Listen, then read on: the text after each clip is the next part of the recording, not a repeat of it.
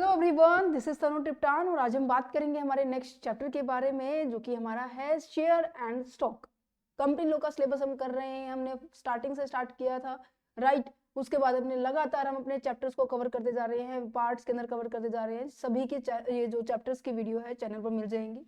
Even इस subject के नहीं, चाहे वो आपकी इनकम टैक्स है, या फिर आपकी कॉर्पोरेट अकाउंटिंग है, या फिर आपका मैनेजमेंट अकाउंटिंग है, या फिर आपसे किसी भी अदर सब्जेक्ट से, जैसे कि बिजनेस का हो गया, स्टैटिस्टिक्स का हो गया, रिसर्च का हो गया है, ठीक है। ये मोस्ट ऑफ सभी सब्जेक्ट्स आपको मिल जाएंगे। मार्केटिंग का हो गया, आपका कॉर्पोरेट अकाउंटिंग का भी सिलेबस हमने कंप्लीट किया हुआ है। सो आप इनको 1 बाय 1 करके देख सकते हैं। स्टार्ट करें हमारे इस चैप्टर को। देखिए, चैप्टर का क्या नाम है, बिल्कुल सिंपल सा है, बट हाँ थोड़ा सा टेक्निकली है, लॉजिकली है, ठीक है। Shares and stock. कि शेयर और स्टॉक क्या होता है, वैसे दोनों सिमिलर होते हैं, बट फिर भी इसके अंदर बीच में डिफरेंस है। वो हम डिफरेंस हम क्या करने वाले हैं, डिस्कस करने वाले हैं, ठीक है। अब देखो, अब आपने कंपनी समझ लिया भाई। हाँ जी, कंपनी क्या होती है जी, बिल्कुल हमने समझ लिया। फॉर एग्जांपल ये ABC लिमिटेड कंपनी है, कहते ठीक है। अब ये कहाँ अपने बिजनेस को ऑपरेट कर रही है, ये भाई पंजाब में ऑपरेट कर रही है, कहते बिल्कुल ठीक है। अब इसके अंदर जो मेंबर्स हैं, उन्होंने इसमें क्या कर रखा है, अपने पैसे लगा रखे हैं, और उसके बदले में कंपनी ने इनको क्या इशू कर रखा है, भाई शेयर इशू कर रखा है। मैम शेयर ही तो समझ रहे, मैम ये शेयर ही समझ नहीं आ रहा। सुनो ध्यान से, पहले वैसे हमने ऑलरेडी डिस्कस किया, बट फिर भी मैं आपको स्टार्टिंग से समझाती हूँ। देखिए, जब भी आप मान लीजिए आपको कोई, जैसे कि आप सभी जितने भी बच्चे, जैसे कि मेरे ऑनलाइन स्टूडेंट्स हैं, उन्होंने हमारा बैच लिया हुआ है, राइट। अब जिस जिस बच्चे ने हमारे बैच को सब्सक्राइब किया हुआ है, मीन्स कि उसमें एनरोल किया हुआ है, सो वो क्या हो गया, उस बैच के क्या हो गए, स्टूडेंट्स हो गए। जैसे कि मैं आप सभी को कहूँ, आप सभी जितने भी बच्चे देख रहे हैं, किस हर एक यूनिवर्सिटी के अंदर आप सभी का है एडमिशन हुआ है या नहीं हुआ है। आपका रोल नंबर भी है, आपकी क्लास भी है, आपके जो HOD है वो भी है, आपके क्लास इंचार्ज भी है, सब कुछ है ना। ये कैसे पता चल रहा है भाई ये आपका है? भाई आपने पहले यूनिवर्सिटी में अपने आप को रजिस्टर्ड करा होगा, एडमिशन लिया होगा, तब यूनिवर्सिटी ने आपको ये क्या दिया है, आपको, आप जब पास आउट हो जाएंगे आपको क्या देंगे, वो डिग्री देंगे ना। मीन्स कि पहले आपको इसमें अपना एनरोल करना पड़ेगा, दैट मीन्स अपने एडमिशन लेना पड़ेगा। एडमिशन लेने के लिए आपको जितनी भी रिक्वायरमेंट थी, जो कि हमने फॉर्मेशन में डिस्कस की थी या नहीं थी। इसी तरीके से क्या करती है, इसी तरीके से फॉर एग्जांपल मान लीजिए कंपनी है, कंपनी क्या करना चाह रही है, अपने बिजनेस को और ज्यादा एक्सपेंड करना चाह रही है, और ज्यादा एक्सपेंड करने के लिए और ज्यादा फैलाने के लिए उसे क्या चाहिए होगा भाई, मोटे मोटे तौर पे बोला जाता है, उसे पैसा चाहिए होगा, है ना। क्योंकि भाई बिना पैसे के वो आगे रन नहीं कर सकते। देखो हर चीज इंपॉर्टेंट है, बट सबसे पहले शुरुआत ही पैसे से होती है। अगर उसे प्लांट एंड मशीनरी को अरेंजमेंट करना है, वो तभी करेगा जब उसके पास पैसे होंगे। उसे मैन पावर रिक्रूट करना है, वो तभी करेगा जब पैसे होंगे। इंफ्रास्ट्रक्चर डेवलपमेंट करना है, तभी करेगा पैसे होंगे। इसके कहने का तात्पर्य ये है कि आपके पास पैसे होने चाहिए। और भाई अभी तो फिलहाल इसका पंजाब में ही है, ये सोच रहा है कि कहीं ना कहीं मैं अब मेरे जो नियर बाय जितने भी स्टेट्स है, जैसे यूपी हो गया, हरियाणा हो गया, मैं यहाँ पर भी मेरे बिजनेस को क्या करूँ, सेटअप करूँ। कहते ठीक है। अब सेटअप करने के लिए तो भाई फंड्स चाहिए। अब ये फंड्स आएंगे कहाँ से, सबसे बड़ा क्वेश्चन है। तो कहते कोई दिक्कत नहीं है, जैसे इस तरीके से आपने क्या करना है, पब्लिक को बताना है हमारी कंपनी हरियाणा के अंदर भी ओपन हो रही है, और हमारा क्या होने वाला है, शेयर आने वाला है। मीन्स कि ये जो सर्टिफिकेट है, ये हम एक शेयर सर्टिफिकेट ही होता है। जो जो पर्सन इस कंपनी में इन्वेस्टेड होंगे वो इसमें पैसा लगाएंगे, ठीक है। लगाने का मतलब क्या है, पैसा इसमें इन्वेस्ट करेंगे। क्या मैम इसको ऐसे इन्वेस्ट करते हैं? सुनो तो सही, मैं अभी सभी बातें बताऊंगी आपको। और इसके बदले में कंपनी आपको क्या देगी भाई, आपको शेयर देगी। क्या देगी? शेयर देगी। मैम वो तो ठीक है, और क्या मिलेगा हमें? शेयर तो ठीक है, एक रेप्यूटेड कंपनी का शेयर मिल गया। शेयर मिलना दैट मीन्स जितने शेयर के लिए आपने इसमें पैसे लगाए। फॉर एग्जाम्पल मैं कह रही हूँ कि जैसे ये पेन है, ये जो पेन है मेरे पास 10 रुपए का है, ठीक है। एक पेन जैसे कि यहाँ पर एक पेन जैसे कि मैंने कहा कि ये 10 रुपीज का है, तो इसी तरीके से एक शेयर क्या है मेरे पास, फॉर एग्जाम्पल वही एज इट इज रखती हूँ मैं, ₹10 का है। अगर मैंने कहा कि मैंने 10 पेन खरीदे हैं, तो मैं इससे मल्टीप्लाई करूंगी, दैट मीन्स मेरे पास से 100 रुपए जाएंगे शॉपकीपर के पास। कहते हैं हाँ। इसी तरीके से जैसे आपने यहाँ पे भी 10 शेयर खरीद लिए, तो आपकी पॉकेट से 100 रुपए जाएंगे कंपनी के पास। सेम डिट्टो यही तरीका होता है बेटे, कि आपके पास जब कोई आप सामान खरीदते हैं, आपके पास सामान आता है, उसके बदले में आप पैसे देते हो। सेम इस तरीके से कंपनी में भी क्राइटेरिया है।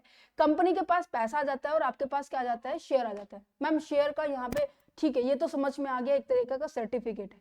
इसके आने से आपके पास ओनरशिप आ जाती है बच्चों। क्या आ जाती है? जितने जितने शेयर्स को आप सब्सक्राइब करते जाएंगे उतना उतना हिस्सा आपको क्या मिलता जाएगा? कंपनी में मिलता चला जाएगा।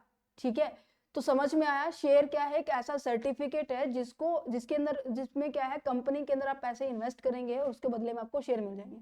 ठीक है मैम, इसका फायदा है। पहली बात तो आपने एक रेपुटेड कंपनी का शेयर लिया जिसकी एक फिक्स वैल्यू है। ठीक है, ये सबसे छोटा पार्ट होता है। मैंने कहा कि कंपनी को क्या करना था, 10 लाख रुपए रेज करने थे। कहते हो माय गॉड मैम, आप तो कह रहे हो 1 रुपए का एक शेयर 10 रुपए का है। सुनो तो सही, सुनो। अरे बेटा, यहाँ पर एक शेयर की वैल्यू है। यहाँ पे मैंने कहा मैंने टोटल वैल्यू 10 लाख रुपए रेज करनी है, तो मैं इसके कितने शेयर इशू करूँ भाई? 10 से डिवाइड करके मुझे पता चल जाएगा कि भाई मुझे 1 लाख शेयर इशू करने पड़ेंगे। मीन्स कि 1 लाख शेयर ऐसे हैं जितने लोग जैसे बीच में सब्सक्राइब करेंगे, लोग होल्ड करेंगे, उतने के ही क्या बन जाएंगे? वो ऑनर बन जाएंगे, नहीं बन जाएंगे? है ना। जैसे मैं कहूँ कि पापा आज तो ना मेरे ना जो नोट्सबुक है, पेन है, पेंसिल है, जो स्टेशनरी का सामान है ना, वो 1000 रुपए गया है। कहते बेटा ऐसा किया था। मैं कि पापा हर चीज आइटम 10 की थी। कहते अच्छा 10 की थी, दैट मीन्स आपके पास 100 आइटम आई है। कहते हाँ पापा।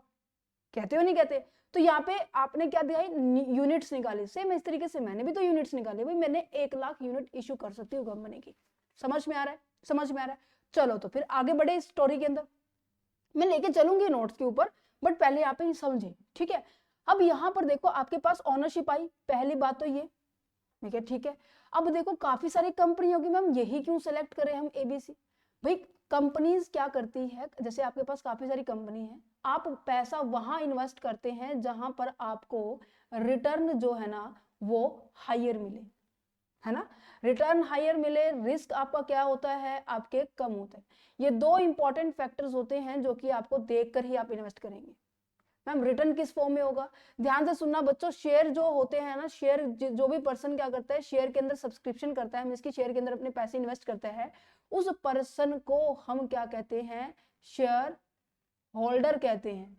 ठीक है, और जो भी पर्सन इस तरीके से डिबेंचर्स भी, बेटे ध्यान से सुनना, काफी सारे सोर्सेज होते हैं पैसे अरेंज करने का। पहले तो हम अपनी पॉकेट में देखेंगे कि हाँ जी मेरी पॉकेट में कितने पैसे हैं। कहते भाई सफिशिएंट है नहीं, तो हम बैंक से लोन ले लेंगे। है ना, हम डिबेंचर इशू कर सकते हैं, हम शेयर इशू कर सकते हैं। डिबेंचर का भी मैं टॉपिक अभी करवाऊंगी आगे, बट अभी फिलहाल हम शेयर का डिस्कस करेंगे। तो डिबेंचर के अंदर क्या होता है, उसे हम क्या कहते हैं? डिबेंचर होल्डर कहेंगे। ठीक है, जो बैंक से हम पैसा लेते हैं उसे हम क्या कहते हैं? बैंक लोन ही कहते हैं, उसे ऐसे कह सकते हैं। ठीक है, हम इसको क्या ले रहे हैं? लोन ले रहे हैं। अच्छा मैम, जो जिसको रिटर्न मिलने वाला है, ठीक है, अब देखो कंपनी ने पैसा रेज किया हमसे, हमने पैसा दिया है, तो हम क्या हो गए? हमें शेयर मिल गए हैं। हाँ जी, आप शेयर होल्डर हो गए। हाँ जी, आपको इन रिटर्न में क्या मिलेगा? मीन्स कि अगर आपने 1 लाख रुपए लगाया है, उसमें प्लस होके आपको क्या मिलेगा? है ना, उसमें प्लस होके क्या मिलेगा? वो रिटर्न मिलेगा। रिटर्न को हम क्या कहेंगे? शेयर होल्डर को हमेशा क्या मिलता है बेटे? डिविडेंड मिलता है। और डिवेंचर और इंटरेस्ट होल्ड, इनको क्या मिलता है? इंटरेस्ट मिलता है। ध्यान से सुन लेना इस बात को, क्योंकि इन ये डिफरेंशिएट करने में आपको हेल्प करेंगे कि हाँ जी शेयर और डिवेंचर में क्या डिफरेंस है, ये ऐसे ऐसे इसको ये बोलते, इसको ये। 3 पॉइंट हो गए, समझ में आ गए? समझ में आ गया। अच्छा, दूसरा क्या हो सकता है इसके अंदर? इनकी एक फिक्स वैल्यू होती है, फिक्स्ड वैल्यू होती है। अच्छा, शेयर तब इशू की जाती है जब हमको नीड होती है पैसों की। ठीक है, समझ में आ रहा है? तो चलो अभी यहाँ पे बढ़ते हैं, पढ़े अब इसको। क्या कहना चाह रहा है? जल्दी से पढ़ो। देखो इस चैप्टर को ना हम पूरे 3 पार्ट्स में करेंगे क्योंकि थोड़ा सा लेंथी है, बट हाँ इंटरेस्टिंग है। ठीक है, तो देखो यहाँ पे क्या लिखा हुआ है? A share represent a unit of ownership in a company. क्योंकि जितने जितने लोग, ये देखो पिक्चर्स नजर आ रही है, ये टोटल क्या है? ये टोटल क्या है? एक सेकंड, मैं पेन का कलर चेंज करती हूँ। ये टोटल क्या नजर आ रहा है बच्चों? ये टोटल आपकी टोटल कैपिटल है, जो कि मेरे एग्जांपल में कितनी थी? 10 लाख रुपए थी। अब इसमें सभी लोगों ने कंट्रीब्यूशन किया अपना अपना, जैसे ये डिपेंड करता है लोग कितना पैसा इन्वेस्ट करते हैं। सभी का अपना अपना कंट्रीब्यूशन है, और सबको अगर मैं मिला दूं कंपनी के पास, तो भाई पैसे इकट्ठे हो गए थे ना, नहीं हो गए थे? कहते मैम बिल्कुल हो गए थे। तो यही तो बताना चाह रही हूँ। और इनके पास शेयर गए, इन्होंने कंपनी को क्या दिया? ये पैसा दे दिया। ये प्रोसेस कुछ इस तरीके से ही चलती है। देखो क्या लिखा हुआ है, a unit of ownership in a company, जितने भी पर्सन है जिन्होंने शेयर्स को सब्सक्राइब किया उनके पास क्या आ गई है, ऑनरशिप आ गई है कंपनी के अंदर। Given a shareholder a right to a portion of the company profit and the assets, means की जो कंपनी कमाएगी उसके ऊपर उनको क्या मिलने वाला है, डिविडेंड मिलने वाला है। प्रॉफिट का ही तो हिस्सा होता है डिविडेंड। कंपनी प्रॉफिट कमाती है, कुछ लोगों के अंदर बांट देती है, और जो बांटा जाता है उसे डिविडेंड बोलते हैं, और जो हम नहीं बांटते उसे हम क्या कहते हैं कि कंपनी ने रिटेन करके रख लिया है, दैट मींस उसने अपनी सेविंग रख लिया है। क्या पता भाई फ्यूचर में जरूरत हो, है ना, कुछ भी कर सकते हैं। मींस कि प्रॉफिट के ये दो हिस्से होते हैं। अगर उसने कहा मैंने 100 रुपए कमाए हैं, 70 रुपए इसको दे दिए, तो कहने का इनडायरेक्टली मतलब क्या है कि उसके पास 30 रुपए सेव हुए हैं। ठीक है, नेक्स्ट देखो, company issue the share to raise the capital, capital को रेज करने के लिए कंपनी शेयर इशू करेगी। किस लिए इशू करती है, for the business expansion, for the new project के लिए, या फिर अपने डेट की पेमेंट करने के लिए। मींस की लोन भी तो हो सकता है ना, कंपनी के पास बहुत सारा लोन हो गया, कंपनी की लायबिलिटी इतनी सारी है कि भाई उसको मान लीजिए 5 लाख रुपए क्या करने, उसकी लायबिलिटी है, पे करने हैं लोगों को, किसी किसी को पता नहीं किसको देने, और 5 लाख रुपए की इसको वैसे जरूरत है, तो इसने टोटल मिला के क्या किया, 10 लाख रुपए रेज कर लिया। और ये बताना पड़ेगा, हमने लास्ट लेक्चर में भी डिस्कस किया था, प्रोस्पेक्टस में सब चीजें बतानी पड़ती है कि हमें ये पैसा रेज कर रहे हैं तो कैसे, क्यों, कहां यूज करने वाले हैं।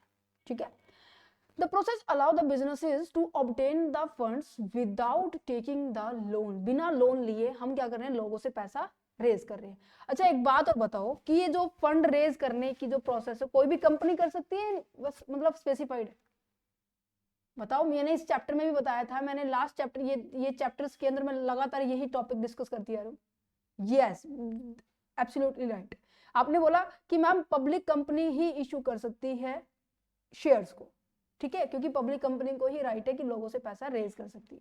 Taking while the investor benefit, benefit investors के लिए भी है, क्योंकि उनको क्या मिल रहा है बेटे, डिविडेंड मिल रहा है, उन्हें कैपिटल के अंदर उनकी एप्रिसिएशन हो रही है। मैम एप्रिसिएशन का मतलब क्या हुआ कि अगर उन्होंने 1 लाख रुपए लगाए हैं ना, 1 साल के बाद 1 लाख समथिंग कुछ तो होके मिलेगा ना, जिसकी 1,08,000 रुपए हो जाएंगे एज ए डिविडेंड के।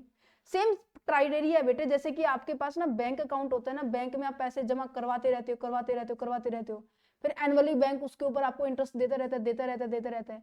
आपने जमा करवाए थे 1 लाख, बैंक ने मान लीजिए 5% क्या दिया है, इंटरेस्ट दिया है, तो टोटल अमाउंट कितनी होगी, 1,05,000। तो ये एप्रिसिएशन हो गया आपकी कैपिटल की, पहले 1 लाख थी अब 1,05,000 होगी, फिर मैं इसको बैंक में जमा करवा दूं, फिर नेक्स्ट ईयर फिर कुछ हो जाएगी। समझ पा रहे हो, ठीक है। ओके, ये जो डिविडेंड है या फिर मैं कहूँ कि मार्केट शेयर की जो वैल्यू है, जो हमने 10 रुपए डिसाइड किया ना बेटे, ये आपकी हमेशा फ्लक्चुएट होती रहती है।